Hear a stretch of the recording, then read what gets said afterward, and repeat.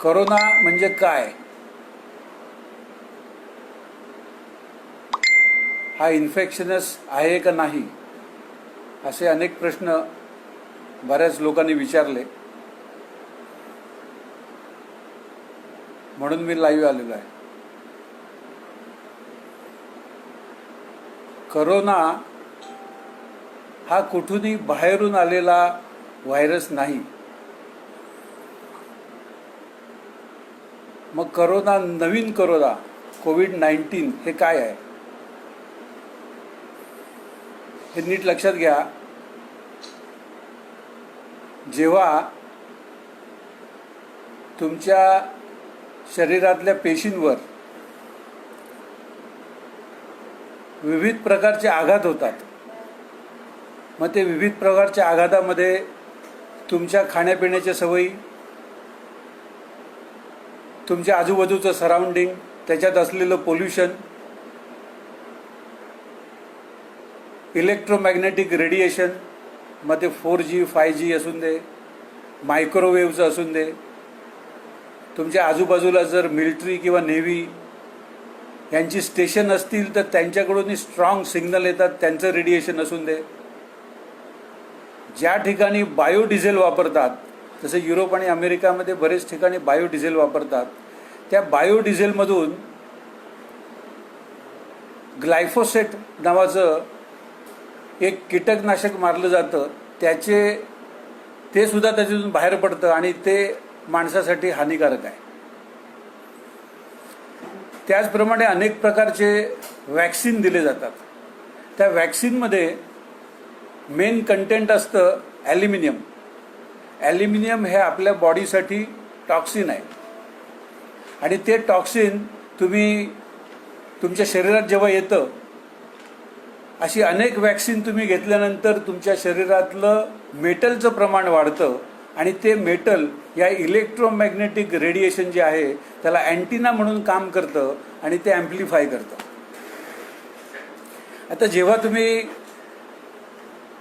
ह्या सगळ्या रेडिएशनला आणि पोल्युशनला जेव्हा सामोरे जाता आणि नवीन प्रकारचं रेडिएशन जेव्हा तुमच्यात येतं, तेव्हा तुमच्या सेलमधून हा व्हायरस बाहेर पडतो, म्हणजे एस्क्रीड होतो. म्हणजे जसं आपण जास्त खातो, नको ते खातो, तेव्हा जशी उलटी होते आणि मग आपल्याला रिलॅक्स होतं, तर उलटी हा काही आजार नाही आहे.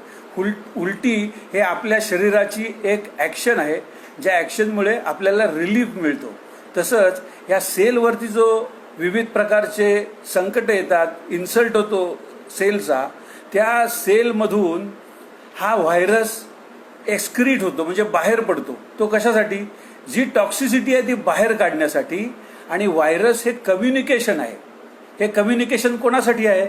तर इतर सेलसाठी आणि इतर लिव्हिंग बिंगसाठी, की त्यांना सांगण्यासाठी की नवीन प्रकारचं काहीतरी संकट, नवीन प्रकारचं रेडिएशन किंवा नवीन प्रकारचं पोल्युशन आलेलं आहे आणि त्याचा इफेक्ट आपल्यावर होतोय हे सांगण्याचं कम्युनिकेशन आहे. त्याला आपण म्हणतो की व्हायरस हा बाहेर पडला. तो बाहेरून कुठून येत नाही, तो आपल्याच पेशीतून बाहेर पडतो. त्याच्यामुळे तो बाहेर पडणं हे आपल्याला रिलीव्ह करण्यासारखं आहे. मग आपण का म्हणतो की व्हायरस तो करोना झाला आणि त्याच्यामुळे लोक आजारी पडले, त्यांना ताप आला, खोकला आला, श्वसनाचा त्रास व्हायला लागला. मग ते काय आहे? आता ज्यांच्यामध्ये ही रिॲक्शन जी आहे, हे एक्सक्रिशन आहे, हे स्ट्रॉंग आहे, त्यांना या रिॲक्शन येतात. ज्यांच्यामध्ये ते माइल्ड आहे त्यांना फक्त कम्युनिकेशन होतं. आता ज्यांच्यामध्ये ही स्ट्रॉंग कम्युनिकेशन झालेलं आहे त्यांना मग विविध प्रकारचे हे सिम्पटम येतात. पण हे सिम्पटम ही थेरपेटिक रिॲक्शन आहे, हा आजार नाही आहे. आणि आत्ताचं मेडिकल सायन्स सर्व लोक त्या आजाराला बरे करण्याच्या मागे आहेत. पण हा परिणाम का झाला? तर ते कुठलं टॉक्सिन होतं, कुठलं पोल्युशन होतं की ज्याच्यामुळे तुमच्या सेलमधून हे व्हायरस एक्सक्रीड झाले, ह्याच्याकडे कोणी लक्ष द्यायला तयार नाही आहे. आता काही दिवसांनी काय होईल? आपली बॉडी ही एकदम सुपर इंजिनिअरिंग असलेलं ॲडॉप्ट करणारं मशीन आहे. ते काही दिवसांनी हे रेडिएशन किंवा हे टॉक्सिन काही महिन्यांनी किंवा काही वर्षांनी ह्याला बॉडी ॲडॉप्ट होईल. ह्याचाच परिणाम पुढे आत्ता होतोय तेवढा होणार नाही. त्यामुळे ह्याच्या पुढे सुद्धा असंच हे 5G राहिलं तर त्याचा परिणाम कायम होईल का, तर तसा होणार नाही. त्यापर्यंत आपली बॉडी त्याला ॲडॉप्ट झालेली असेल. आता युहान ह्या शहरामध्ये हे पहिल्यांदा झालं. ते पहिल्यांदा झालं ह्याचं कारण काय की जगामध्ये युहान हे असं शहर आहे की ते 5Gनी पूर्णपणे कनेक्टेड आहे. हे एकच शहर आहे. जसं आपण स्मार्ट सिटी बनवायचं म्हणतो तसं 5Gच्या दृष्टीने जगातली पहिली स्मार्ट सिटी ही युहान आहे. युहानमध्ये 5Gचं नेटवर्क एवढं जबरदस्त आहे की तुम्ही आतल्या खोलीत अंडरग्राऊंड मेट्रोमध्ये किंवा कुठल्याही कोणात गेलात तरी फुल रेंज मिळेल. आपल्या इकडे तर आतल्या खोलीत गेले तरी रेंज मिळत नाही, पण युहानमध्ये कुठेही गेलं तरी फुल रेंज मिळते आणि त्या फुल रेंजचा इफेक्ट तुमच्यावर आहे. त्यामुळे नंबर ऑफ जे अँटिना तिकडे लावलेले आहेत, कारण 5Gचे जे टॉवर असतात ते आपल्या इकडे जसे 3G 4Gचे टॉवर दिसतात 50 60 70 फूट उंच, तसे नाही आहेत. हे साधारण रेल्वेच्या आपल्या लाईटच्या खांबाला कसे लावलेले असतात, ट्यूबलाईट कशा लावलेल्या असतात त्याप्रमाणे असतात आणि हे जागोजागी हजाराच्या संख्येने लावलेले आहेत की युहान शहर पूर्ण कव्हर होईल. डिसेंबरच्या 31 तारखेला त्यांच्या असं लक्षात आलं की रेग्युलर होणारा फ्लू किंवा रेग्युलर होणारा निमोनिया हा नेहमीच्या औषधाने बरा होत नाही आहे, काहीतरी वेगळं आहे हे त्यांच्या लक्षात आलं. म्हणून त्यांनी पहिले 2 आठवडे त्यांनी ह्या पेशंटचं, त्यांना श्वसनाला त्रास होतो म्हणून CT स्कॅन केलं आणि CT स्कॅन करून त्यांनी गव्हर्नमेंटला कळवलं की हे नवीन प्रकारचं काही इन्फेक्शन आहे आणि त्याच्यामुळे त्यांच्या लंग्सवर परिणाम होतोय. असं केल्यानंतर गव्हर्नमेंटनी त्याच्यामध्ये लक्ष घातलं आणि हा कुठल्या तरी नवीन प्रकारचा व्हायरस आहे असं त्यांनी डिक्लेअर केलं. कारण हा करोना नाही आहे ह्याने कबूलच केलं, पण करोनासारखं काहीतरी दिसत आहे म्हणून त्याला नाव दिलं नोवेल करोना, म्हणून त्याला नाव दिलं COVID-19. आणि पहिले चायनाने काय केलं की लॉकडाऊन केलं साधारण 28 जानेवारीला 10 दिवसासाठी. आणि ते लॉकडाऊन केल्यानंतर त्यांनी ते सक्सेसफुल लॉकडाऊन केलं आणि चायनामध्ये ह्याचा प्रसार जास्ती होऊन दिला नाही. ह्याचं मार्केटिंग काही लोकांनी केलं. त्या लोकांमध्ये मग बिल गेट्स असतील, त्या अमेरिकेतल्या काही संस्था असतील, काही कंपन्या असतील की ज्यांना ह्याचा फायदा घ्यायचा होता आणि जगभरात पसरवायचं होतं की ह्याचा उपाय हा वॅक्सिनच आहे आणि वॅक्सिन जगभराला देण्यासाठी आम्ही ते तयार करतो हा मेसेज द्यायचा होता. पण तो सर्व लोक कसं काय एक्सेप्ट करतील, म्हणून त्यांनी हे चायनाचं मॉडेल होतं की लॉकडाऊन आणि त्या लॉकडाऊनमुळे ते इफेक्टिव्ह आहे हे लोकांना सांगण्याचं मार्केटिंग केलं आणि जगभर लॉकडाऊन केलं. ह्याच्या आधी त्यांनी हा प्रयत्न केला होता, सार्सच्या बाबतीत केला होता, त्यांनी इबोलाच्या बाबतीत केला होता, H1N1च्या बाबतीत केला होता, झिकाच्या बाबतीत केला होता, पण असं लॉकडाऊन कुठेही झालेलं नव्हतं. हे प्रथमच लॉकडाऊन झालं आणि ह्या लॉकडाऊनचा इंटरेस्टेड कंपन्यांनी पुरेपूर फायदा उठवला आणि जगात ही भीती निर्माण केली. आता हा जो कोरोना जो सेल एस्क्रीड होतो त्याच्यातून हा व्हायरस बाहेर पडतो, त्याला एक कारण भीती सुद्धा आहे. कारण हा जो काय आजार आहे फ्रॉम माइंड टू बॉडी असा आहे.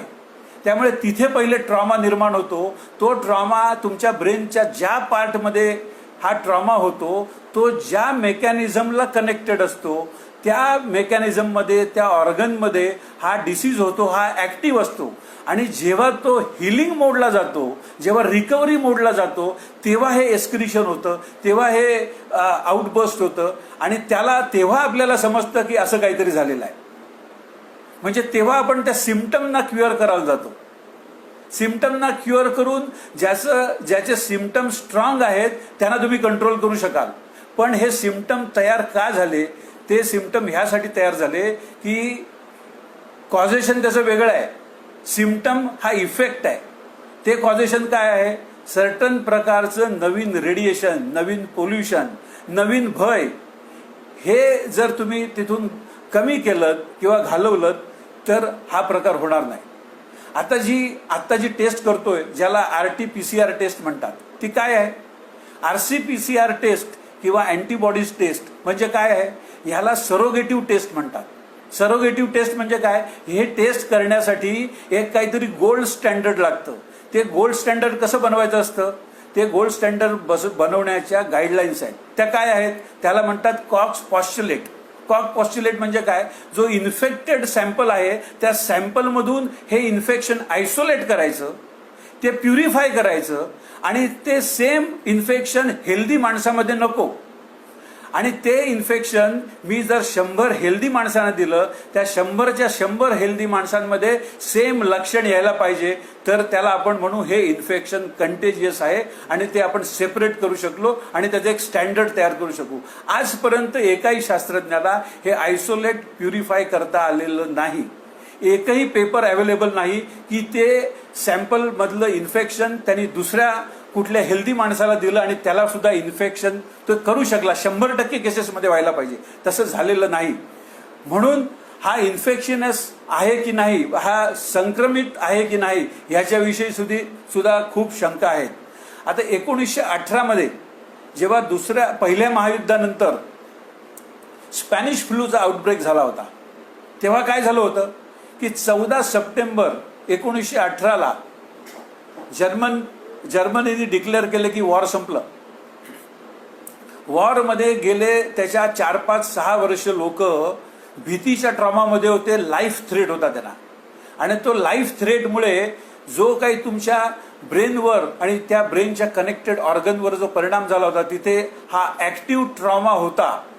जसं तुम्हाला युद्ध संपल्याचं जाहीर केलं, त्या युद्ध संपल्याचं जाहीर केल्यानंतर तुम्ही रिलॅक्स मोडमध्ये गेलात आणि सप्टेंबर एंड पासून ते ऑक्टोबर एंडपर्यंत हा आउटब्रेक मॅक्झिमम होता. मॅक्झिमम लोकांना फ्लू झाला, मॅक्झिमम लोकांना टीबी झाला. आता हा का झाला, कारण त्यावेळेला रिलॅक्सेशन होतं, म्हणजे तुमची बॉडी रिकव्हरी मोडला होती.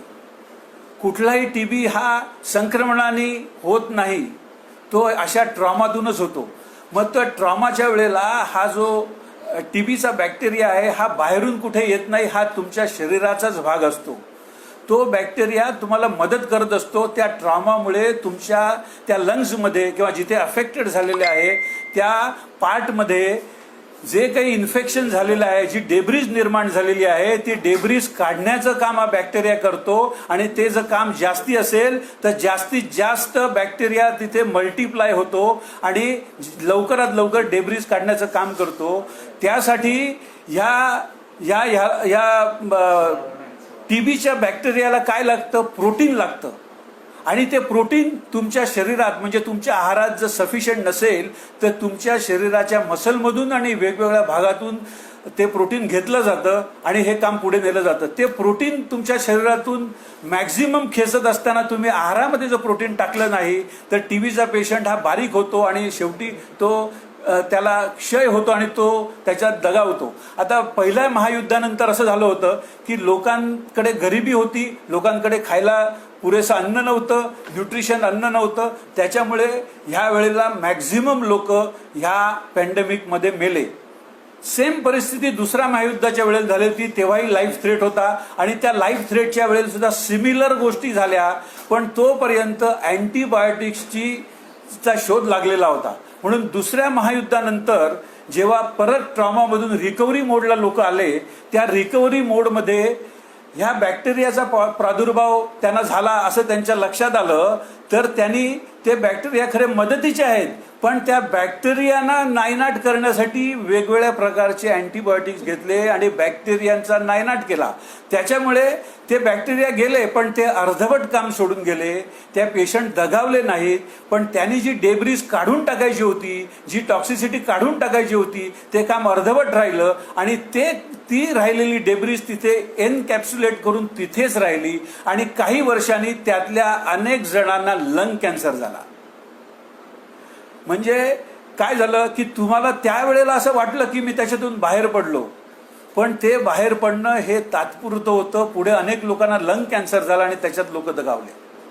तर कुठलेही बॅक्टेरिया किंवा व्हायरस जे आपल्या शरीराचा पहिल्यापासून भाग असतात ते आपल्याला कधीही अपाय करत नाहीत. ते आपले मित्र असतात, ते आपल्याला वेगवेगळ्या संकटामध्ये मदत करायला पुढे आलेले असतात.